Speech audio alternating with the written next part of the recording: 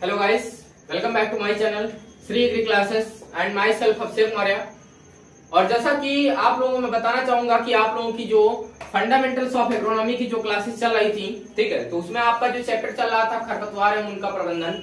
तो भाई प्रॉब्लम ये हो गई आपकी कि कल जो क्लास लगाई गई, लाइव क्लास लगाई गई, वहां पर नेटवर्क का इश्यू देखने के कारण क्लास को मतलब कि लीव लिया गया, काटना पड़ गया, ठीक है ना। लेकिन मैंने ये सोचा कि क्लास को अगर हटाया गया है और क्लास नहीं लगी है तो आप लोगों का लॉस ना होने दिया जाए, इसीलिए मैंने ये सोचा कि ये वीडियो एक अपलोड बना दी जाए और आप लोगों तक पहुंचा दी जाए, तो आप लोगों को थोड़ा बहुत जो है संतुष्टि हो जाएगी। हालांकि आप लोगों ने मेरी कल 3 वीडियो पाई थी, अब ये वीडियो मैं देख रहा हूँ कितनी लंबी होगी, ये तो मैं पढ़ाने मतलब जब पढ़ाएंगे हम तभी पता चलेगा। बात समझ रहे हैं, समझ रहे हैं? तो आप लोग जो है, लेकिन आप लोग इस वीडियो में बने रहेंगे, लगातार बने रहेंगे, कंटिन्यू बने रहेंगे लास्ट तक के, क्योंकि आप लोग अगर लास्ट तक बने रहेंगे तो आप अच्छा सीखने को यहाँ से जरूर पाएंगे। बात समझ रहे ना। आइए हम चलते हैं अपने टॉपिक पर, और मैं आप लोगों को खरपतवार और उनका प्रबंधन जो आपका जो चैप्टर चल रहा था, तो उसमें मैंने आप लोगों को जो खरपतवार था तो उसको नियंत्रण करने के मेथड्स में बता रहा था, ठीक है। और मैंने 4 मेथड्स बताए थे, 4 मेथड्स बताए थे आप लोगों को, 4 विधियां बताई थी जिनसे हम खरपतवारों का नियंत्रण कर सकते थे, है ना। और उसमें मैंने आप लोगों को 2-3 मेथड्स पढ़ा भी दिए थे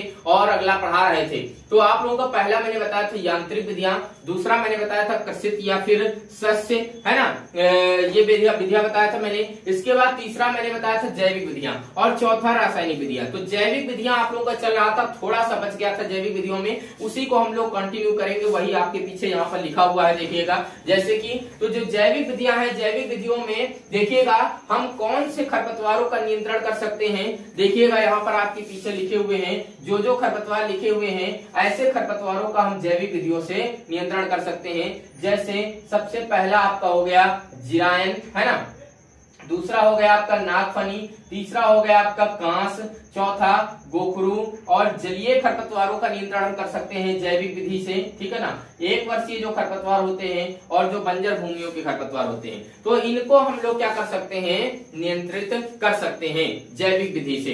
अब हम आगे देखेंगे, एक अगली हेडिंग है आपकी, देखिएगा कौन सी हेडिंग है, लेजर या लेजर किरणों के द्वारा खरपतवार का नियंत्रण।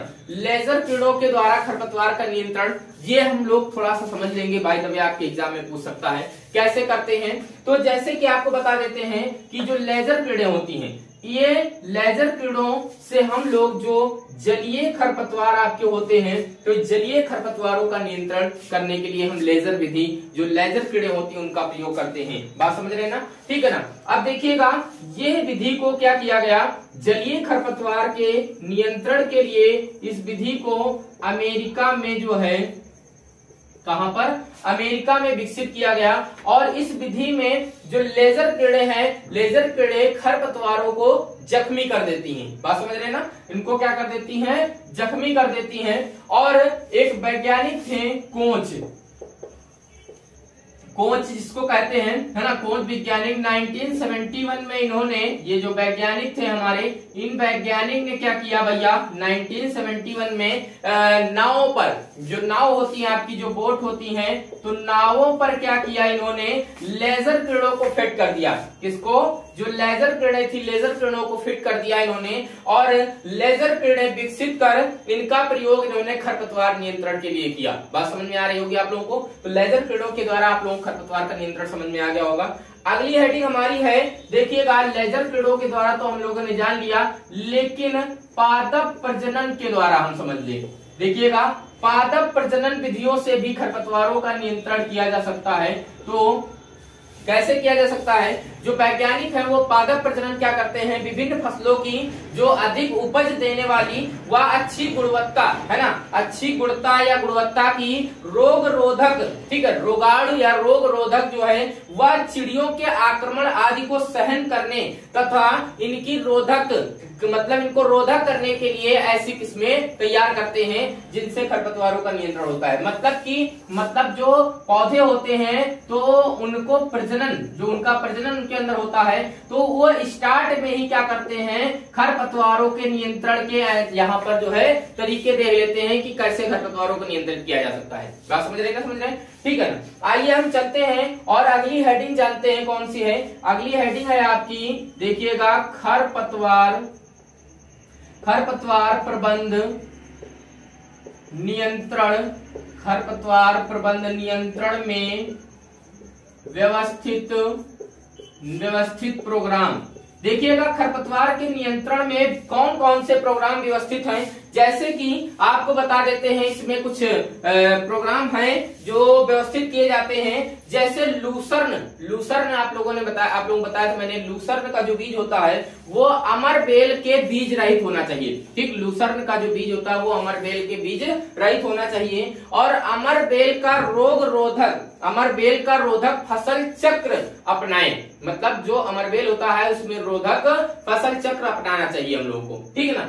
अमरबेल के प्रभावित क्षेत्र को रसायन या आग से नष्ट करना चाहिए। ठीक है ना। अगर अमरबेल से प्रभावित क्षेत्र है तो हम लोगों को किससे, रसायन या फिर जो है आग से नष्ट करना चाहिए। ठीक है ना। और जहां कहीं अगर पूरे खेत में अमरबेल फैल गई है तो वहां पर हम लोगों को रसायन का छिड़काव करना चाहिए। बात समझ रहे हैं? ठीक है ना। अब यहाँ तक के आप लोगों को इतना जरूर समझ में आ गया होगा, आई होप। आइए आगे चलते हैं हम, है ना। और आगे हमारा ये आपका जैविक विधियां था, जैविक विधि आपका समाप्त हो चुका है और इसी के आगे हम चलेंगे और हम पढ़ेंगे चौथी विधि, रासायनिक विधि। देखिएगा, आपका जो फोर्थ मेथड है तो रासायनिक विधि, जो केमिकल मेथड है आपका, केमिकल मेथड क्या है, जैसे आपको बता दें कि यहाँ पर जो आपका मार्केट है, मार्केट में आपको बहुत सारे केमिकल जो है प्रोडक्ट आपको प्रोवाइड मिलेंगे।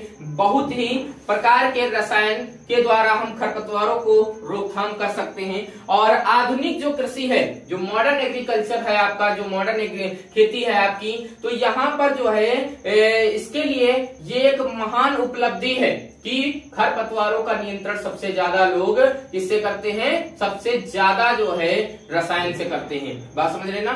और खरपतवारों के नियंत्रण को, है ना, मतलब कि वे रसायन जिनको खरपतवारों को नष्ट करने के काम में लाते हैं उनको हम शाकनाशी कहते हैं। कहने का मतलब है कि ऐसे रसायन जिनको हम खरपतवारों के नियंत्रण के लिए या उनको नष्ट करने के लिए प्रयोग में लाते हैं वे शाकनाशी कहलाते हैं, जिनको हम हर्बिसाइड कहते हैं। क्या कहते हैं इंग्लिश में? इनको इंग्लिश में हम हर्बिसाइड कहते हैं। याद रखिएगा, सभी लोग याद रखेंगे, हर्बिसाइड याद रखिएगा। और आपके मतलब कि एक दो जो आपके खरपतवार के नियंत्रण के लिए जो मतलब केमिकल है वो काफी फेमस है, ज्यादातर यूज किए जाते हैं, जैसे 2,4-D हो गया आपका और राउंडअप वगैरह हो गया। ठीक है ना। आइए अगली हेडिंग हम समझेंगे। यहाँ पर एक नेक्स्ट हेडिंग है आपकी रासायनिक विधियों के अन्य विधियों, रासायनिक विधियों का या के अन्य विधियों की अपेक्षा तुलनात्मक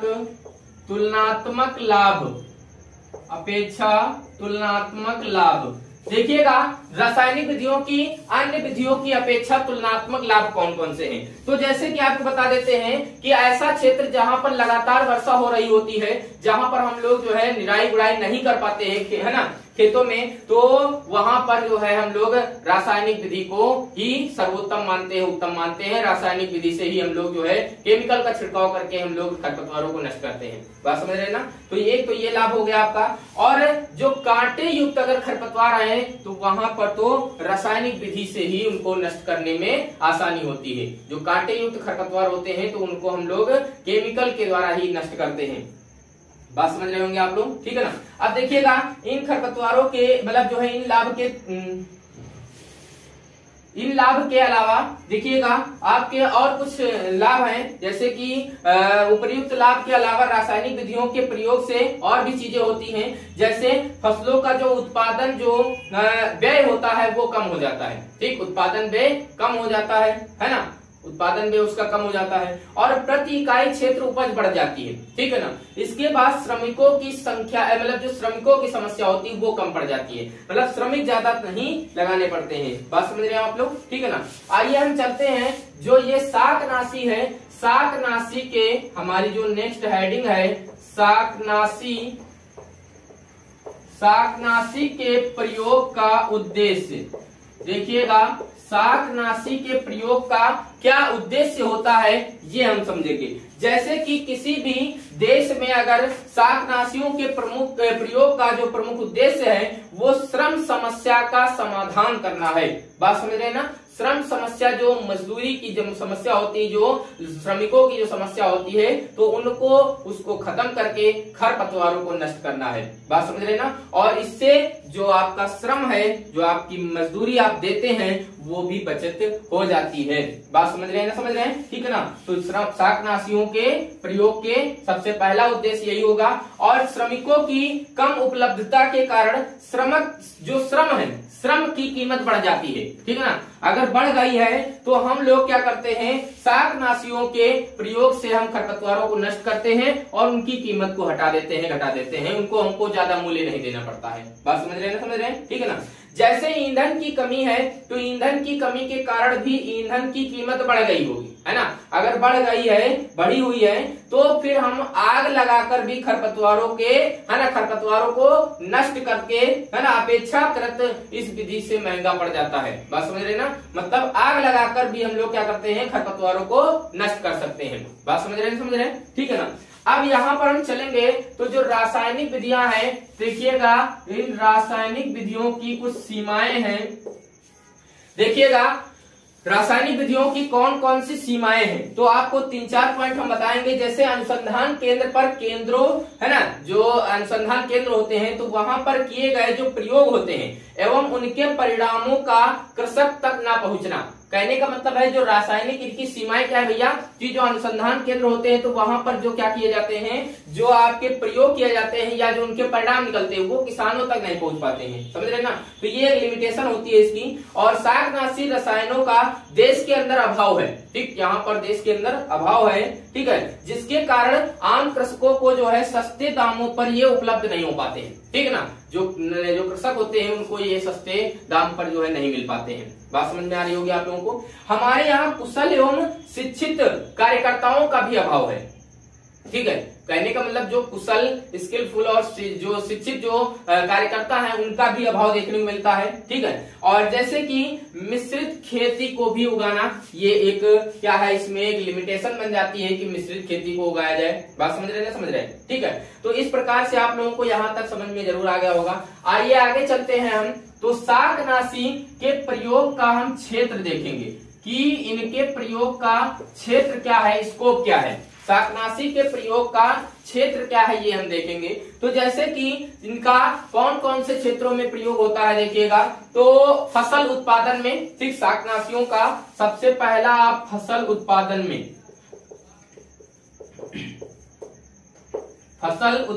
में, ठीक है ना।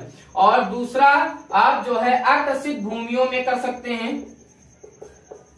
क्या क्या इनका क्षेत्र है, कहाँ है, आकृषित जो भूमियां होती हैं, आकर्षित भूमियों में जो है, ठीक है ना। और इसके बाद जल स्रोतों में भी जो है आप जो है इनको क्या कर सकते हैं, प्रयोग कर सकते हैं। जल स्रोतों में भी शाकनाशियों के प्रयोग का क्षेत्र क्या क्या है, फसल उत्पादन में है इसका क्षेत्र, इसका स्कोप है, आकर्षित भूमियों में है इसका स्कोप, और जल स्रोतों में भी इसका स्कोप देखने को मिलता है। बात समझ में आ रही होगी। अब हम चलेंगे और रासायनिक जो शाकनाशी हैं, ये जो हर्बिसाइड्स हैं, इनके रसायनों का वर्गीकरण देखेंगे। कहने का मतलब है कि कितने प्रकार के आपके जो रसायन हैं होते हैं शाकनाशी। तो देखिएगा शाकनाशी रसायनों का वर्गीकरण,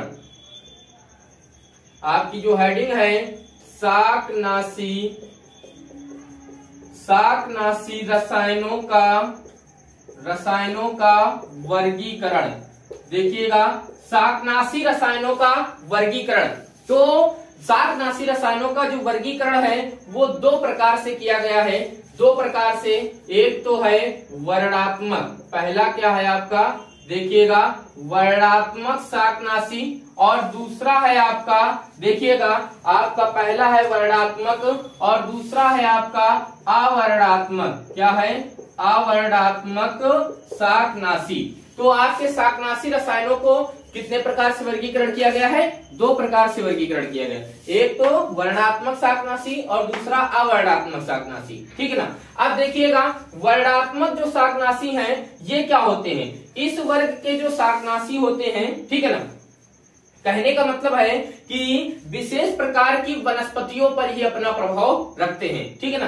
कहने का मतलब है इनका जो ये वर्णात्मक को हम लोग इंग्लिश में सेलेक्टिव हर्बिसाइड्स कहते हैं, ठीक। वर्णात्मक शाकनाशी को सेलेक्टिव हर्बिसाइड्स कहते हैं। तो ये जो अपना प्रभाव है वो वनस्पतियों पर रखते हैं या वनस्पतियों पर डालते हैं। बात समझ रहे हैं ना। अब इस वर्ग के जो खरपतवार है, इन वर्ग के खरपतवारों को 2 प्रकार से विभाजित किया गया है। एक तो आपका है, देखिएगा, पत्र अनुप्रयोग। सबसे पहला आपका क्या है? देखिएगा पत्र अनुप्रयोग, ठीक है, पत्र अनुप्रयोग। और दूसरा है आपका मूल अनुप्रयोग। मूल अनुप्रयोग। तो पत्र अनुप्रयोग और मूल अनुप्रयोग।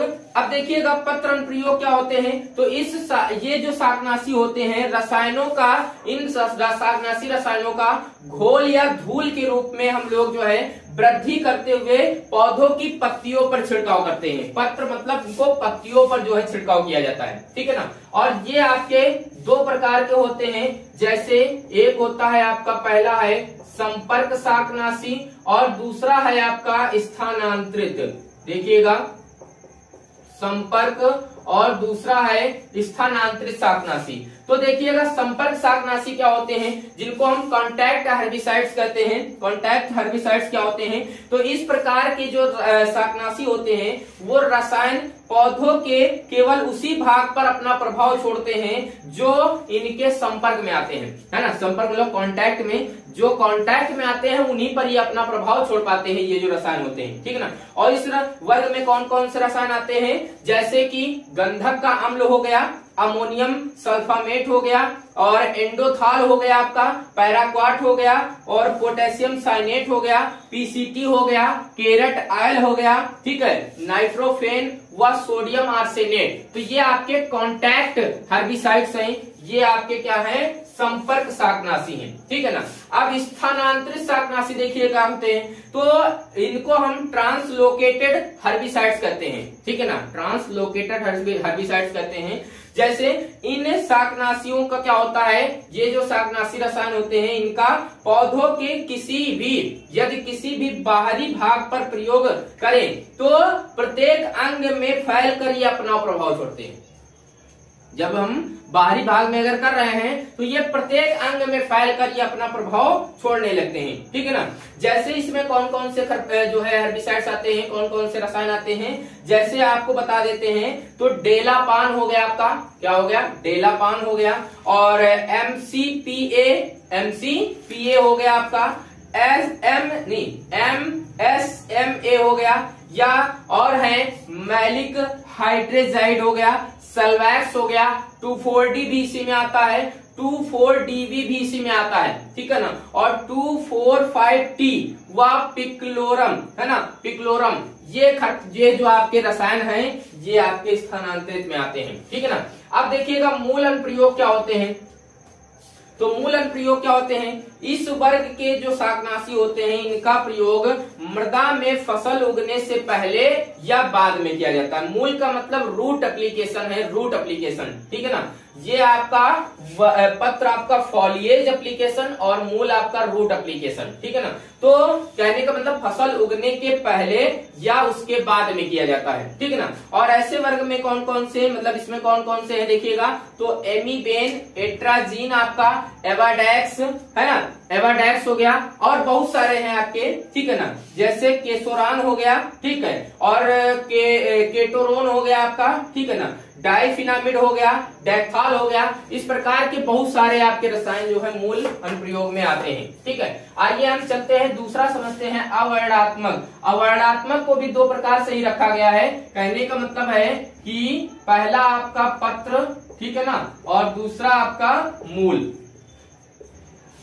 देखिएगा, पहला आपका पत्र और दूसरा आपका मूल, इसमें भी वैसे रखा गया है और इसमें भी उसी प्रकार से दो होते हैं, संपर्क होते हैं और स्थानांतरित। तो संपर्क और स्थानांतरित, लेकिन इसमें कुछ अलग है मेथड। पत्र अनुप्रयोग इसमें देखिएगा क्या होते हैं, इस प्रकार के जो शाकनाशी इनको दोबारा फिर वर्गीकृत किया गया है, ठीक है ना, संपर्क में और स्थानांतरित में। तो संपर्क में क्या होते हैं, इन शाकनाशी, ये जो शाकनाशी होते हैं रसायन, इनके जो रसायन होते हैं, इनका लाभ उठाने के लिए इन्हें अधिक से अधिक पत्तियों पर ही छोड़ना पड़ता है ना, छिड़कना पड़ता है। मतलब जो है जब हम अधिक से अधिक पत्तियों पर छिड़कते हैं तभी जो है क्या होता है, इनका मतलब क्या होता है, इफेक्ट दिखता है। और जो बहुवर्षीय खरपतवार हैं उनको तो नष्ट करने के लिए हमको कई बार इनका छिड़काव करना पड़ता है। बात समझ रहे हैं ना, समझ रहे। अब जैसे इस वर्ग में देखिए कौन कौन से आते हैं, जैसे अम्मेट हो गया है, एक अम्मेट रसायन है आपका, पैरावैक्ट हो गया, ठीक है ना, और आपका डीएनबीपी हो गया। इस प्रकार के जो है रसायन आपके संपर्क में आते हैं, ठीक है ना, अवर्णात्मक वाले में, जिनको हम क्या कहते हैं, नॉन सिलेक्टिव कहते हैं। इनको सिलेक्टिव और इनको नॉन सिलेक्टिव कहते हैं। अब देखिए स्थानांतरित में कौन कौन से, स्थानांतरित में क्या होता है, तो विभिन्न प्रकार के जो खरपतवार होते हैं तो उनका है ना, उन पर जो है प्रयोग करने से, स्थानांतरित शाकनाशियों का प्रयोग करने से इस प्रकार के जो शाकनाशी होते हैं वो अपना लाभदायक प्रभाव छोड़ते हैं, ठीक है ना, लाभदायक प्रभाव छोड़ते हैं। और पौधे के किसी भी भाग पर जो है ना, प्रयोग करने पर अन्य अंगों, जो अन्य अंग होते हैं, अन्य अंगों पर भी इनका प्रभाव हो जाता है। बात समझ रहे ना, जैसे कहीं पे हमने छोड़ा तो उसके अन्य जो अंग है वो भी प्रभावित हो जाते हैं। इस वर्ग में स्थानांतरित में कौन कौन से आते हैं, जैसे एमिट्रोल हो गया आपका, एमिट्रोल हो गया, ठीक है ना, डेलापान हो गया आपका, ठीक है ना, और 2,4-D बीसी में आता है, ठीक, डेलापान 2,4-D ये आपके स्थानांतरित में आते हैं। अब देखिए जो मूल है, मूल आपका जो मूल अनुप्रयोग है, तो मूल अनुप्रयोग को दो भाग में बांटा गया है। हम यहाँ पे इनको डिटेल ज्यादा नहीं करेंगे। इनको एक तो बांटा गया है मृदा धूम्रक में, मृदा धूम्रक, और दूसरा आपका है मृदा जीवाणुनाशक,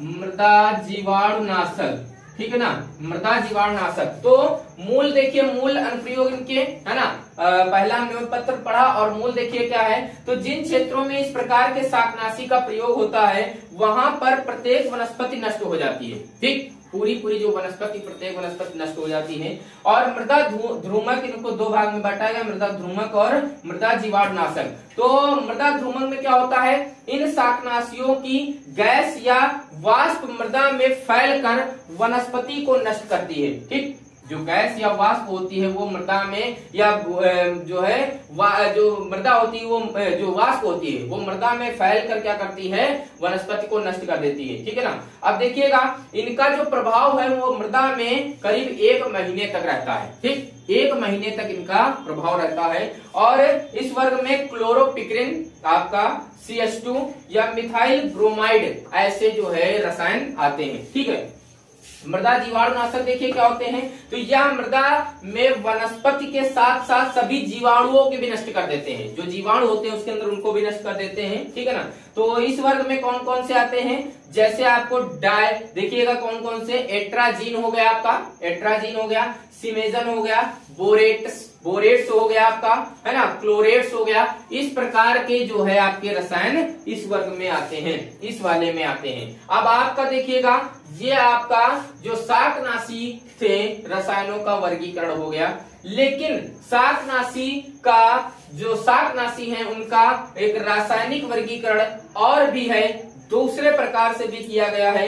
आइए हम चलते हैं, तो दूसरे प्रकार से कौन से हैं देखिएगा, ये तो आपका एक आप लोगों ने पढ़ लिया है, और दूसरे प्रकार से देखिएगा एक पहला है आपका अकार्बनिक, कौन सा है,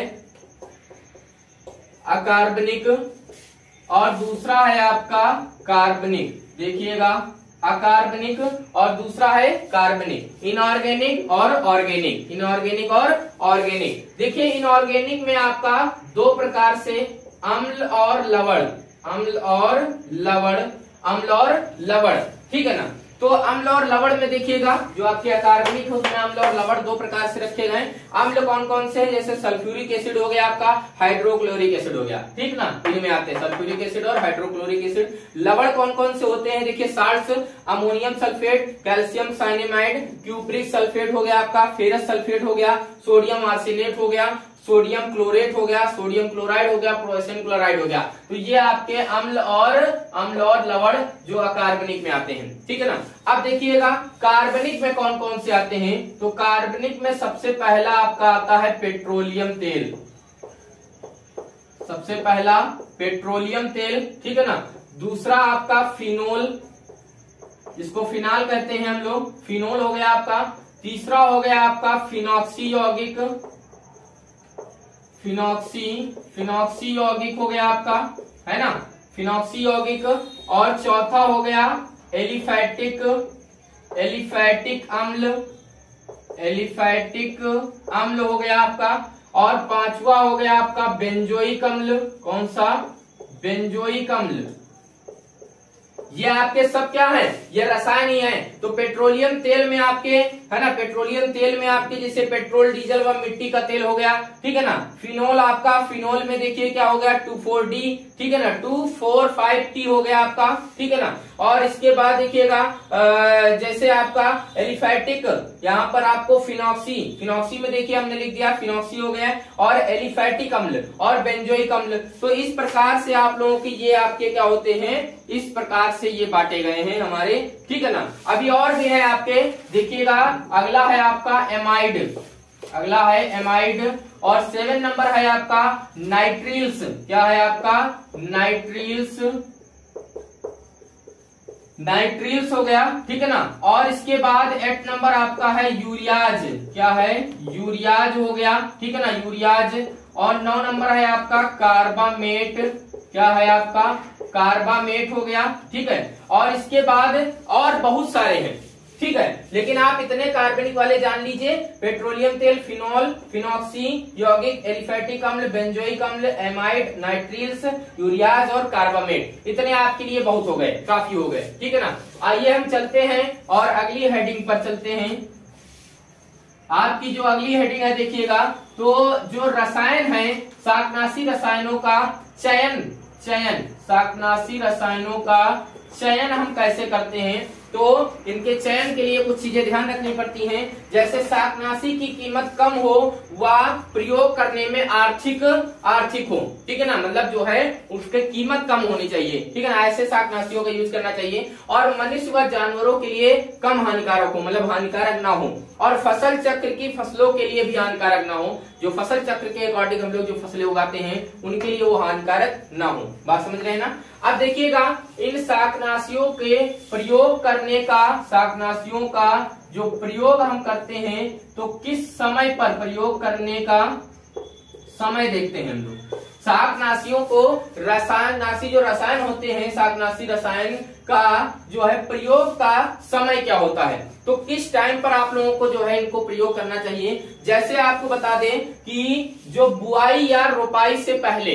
ठीक, बुआई या रोपाई से पहले और अंकुरण से पहले प्रयोग करना चाहिए, ठीक है, बुआई या रोपाई से पहले और अंकुरण से पहले या अंकुरण के बाद में प्रयोग करें, ठीक है ना, ठीक है। तो इस प्रकार से आप लोग इन समय पर जो है आप लोग क्या कर सकते हैं, शाकनाशियों का प्रयोग कर सकते हैं। अब देखिएगा शाकनाशियों, जो शाकनाशी होते हैं, शाकनाशी रसायनों को देने की विधियां,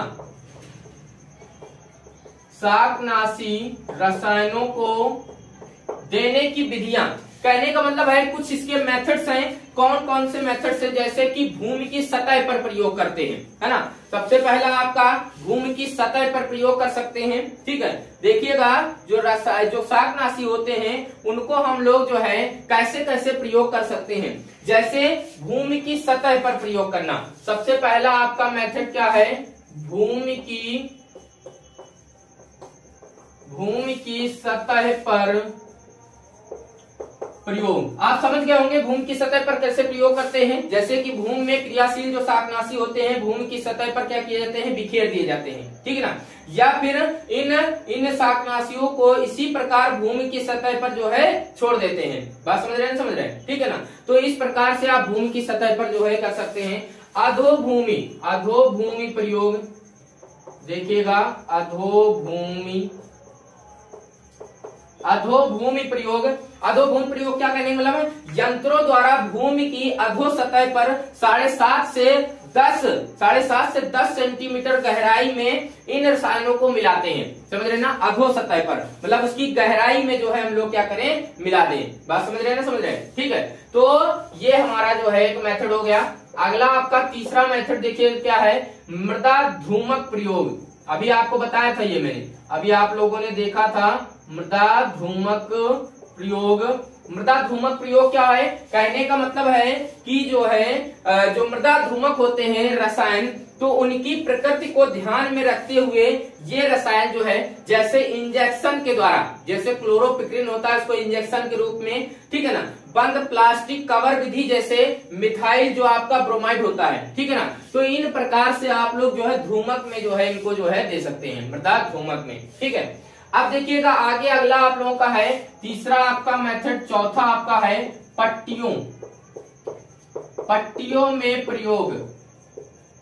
देखिए पट्टियों में प्रयोग कैसे होता है, तो फसलों की कतारों में निश्चित पट्टी है ना, निश्चित पट्टी या फसल की पूरी कतार के सहारे पट्टियों में रसायन दिया जाता है। मतलब एक कतार बनाई जाती है और कतार में लगातार जो सीधे सहारे उसी कतार के सहारे जो है रसायन दे दिया जाता है। बस समझ रहे ना, तो इस तरह से आप पट्टियों में भी प्रयोग कर सकते हैं, ठीक है। अब देखिएगा यहाँ पर इनको आप प्रयोग करने की विधियां समझ गए। भूमि की सतह पर प्रयोग कर सकते हैं, अधोभूमि पर गहराई में डाल सकते हैं, मृदा धूमक के हिसाब से, और पट्टियों में भी प्रयोग कर सकते हैं। आप लोगों को मैं इतना समझ रहा हूँ, आप लोगों को इतना जरूर समझ में आ गया होगा। यहाँ तक कि मुझे नहीं लगता है कि किसी को कोई प्रॉब्लम होगा, ठीक है ना। आइए आगे चलते हैं। यहाँ पर तो कुछ अन्य विधियां हम जानते हैं, मतलब कि देखिएगा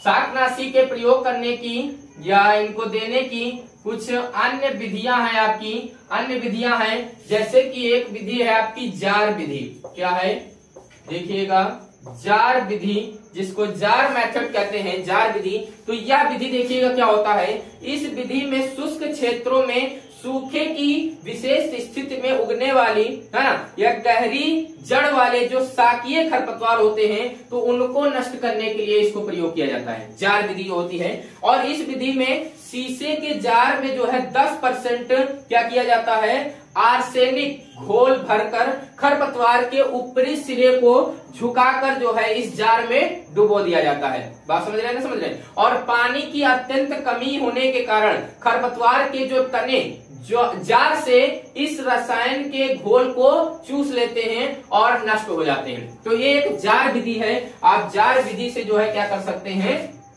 जार विधि से भी शाकनाशी रसायन का प्रयोग कर सकते हैं। आपका दूसरा मेथड है, देखिएगा एक है दूसरा मोम की छड़ी विधि। मोम की छड़ी विधि, देखिए मोम की छड़ी विधि क्या होती है, तो मोम की रसायन युक्त एक मुलायम छड़ी है ना, लंबे बढ़ने वाली जो चौड़ी जो पत्तों वाली जो खरपतवार होते हैं उनको नष्ट करने के काम में आती है। ठीक, एक मोम की छड़ी होती है जिसको लंबे जो चौड़े पत्तों वाले जो खरपतवार होते हैं उनको नष्ट करने के काम आती है। जैसे 2,4-D का प्रयोग जो है इस विधि में सफलता पूर्वक सोयाबीन व लान में किया जा चुका है, ठीक है ना, मतलब सोयाबीन या लान में किया जा चुका है। तो इस प्रकार से जो है मोम की छड़ी विधि हम लोग अपनाते हैं, ठीक है। और रसायन की जो छड़ी का जो प्रयोग होता है तने के ऊपरी सिरे पर जो है रगड़ कर करते हैं, तने के ऊपरी जो सिरा होता है उस पर क्या करते हैं, रगड़ कर करते हैं। बात समझ रहे हैं आप लोग, ठीक है। अब देखिएगा इसी के आगे हम चलेंगे, हालांकि अभी और भी है मेथड, शाकनाशी मल्च है आपका, ठीक है ना, और मतलब और काफी और हैं, लेकिन हमने 2 विधियां यहाँ पर देख ली हैं। ये 2 विधियां आपकी ज्यादा इंपॉर्टेंट थी, ठीक है ना, ज्यादातर आपसे पूछी जाती हैं। ओके, अब हम चलेंगे इसी के आगे और जो शाकनाशी रसायनों की सांद्रता अथवा देखिएगा व्यवस्थापन देखेंगे। आपकी हेडिंग है शाकनाशी रसायनों की सांद्रता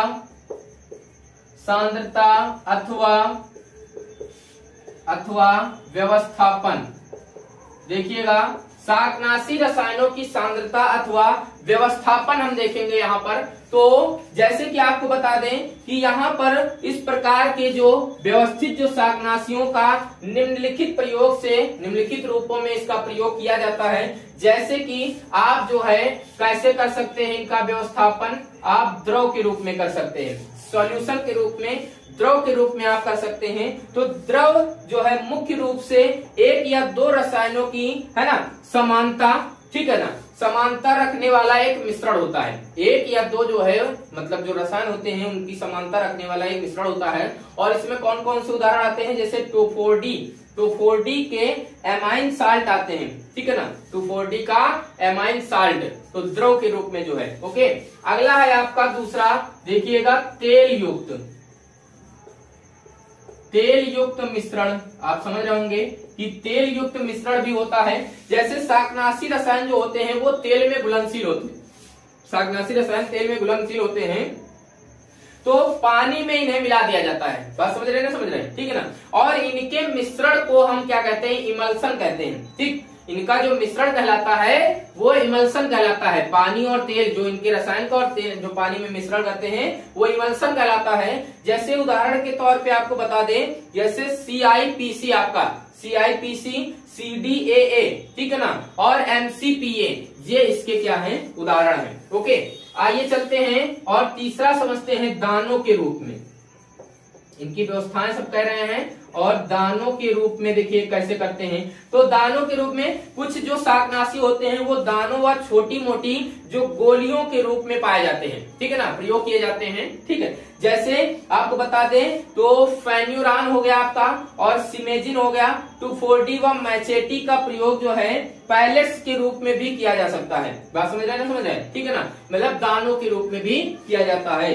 क्लियर हो गया आप लोगों को, तो इतना जरूर समझ में आ गया होगा, ठीक है। आइए हम इसी के आगे बढ़ेंगे और थोड़ा सा और समझेंगे। हालांकि मैं समझ रहा हूँ कि आप लोगों की जो ये क्लास चल रही है आप लोगों को समझ में जरूर आ गया होगा। हालांकि मैं यहाँ पे भाई लाइव क्लास अगर चल रही होती तो उसमें मैं पूछता रहता हूँ, सभी लोगों से कमेंट करते रहते सभी लोग, लेकिन ये आपकी अपलोड वीडियो है तो इसमें आप लोग कैसे समझेंगे भाई। इसमें आप उससे बता भी नहीं सकते कि सर ये चीज नहीं समझ में आया, वो चीज नहीं समझ में आया, फिर से रिपीट कर दीजिए। यहाँ तो मैं अपने अकॉर्डिंग पढ़ाते चले जा रहा हूँ, मुझको तो लग रहा है कि आप लोगों को समझ में आता जा रहा होगा। अगर आपको नहीं आ रहा है तो आप पीछे बैक करके भी जा सकते हैं, एक बार वीडियो को देख लेंगे तो आप लोग यहाँ तक बिल्कुल समझ में आ गया होगा। क्लास काफी लंबी जा रही है तो मैं कोशिश करूंगा कि फिर आप लोगों को एक क्लास में इसकी दूंगा, तो वहां पर आप लोगों का ये जो हमारा चैप्टर होगा ये फिनिश हो जाएगा। बात समझ रहे हैं ना। तो आई होप आप लोगों को यहाँ तक बिल्कुल समझ में आया होगा। अगर कोई प्रॉब्लम है तो आप लोग कमेंट करके मुझको बता सकते हैं। और बाय द वे आप लोग वीडियो को लाइक नहीं किए हैं तो प्लीज एक बार वीडियो को लाइक कर दीजिएगा और साथ में हमारे चैनल को सब्सक्राइब करते ही और बेल आइकन को हिट कर दीजिएगा, ऑल पे प्रेस कर लीजिएगा। ओके, ताकि हमारी आने वाली जो वीडियो होती है उनकी नोटिफिकेशन आप लोग तक पहुंच जाया करें। ओके,